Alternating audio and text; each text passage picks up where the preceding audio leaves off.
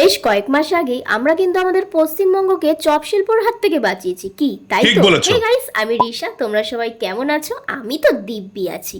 তো সেদিনকে দীর্ঘদিনের ভ্যাপসা গরমের পর হয়েছিল হচ্ছে মুষলধারে বৃষ্টি।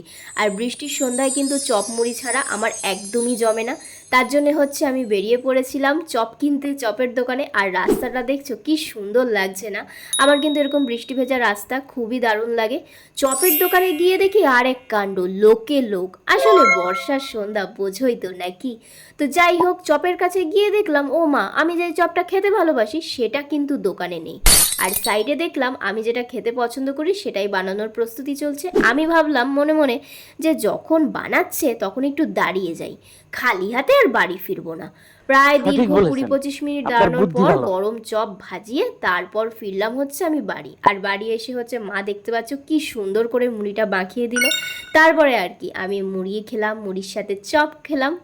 তো আজকে আমার সন্ধ্যাটা এইভাবেই কাটলো, তোমাদের সাথে এইটুকুই শেয়ার করার ছিল। আমার ভিডিওটা যদি তোমাদের ভালো লেগে থাকে তাহলে লাইক কমেন্ট শেয়ার করে দিও। টাটা।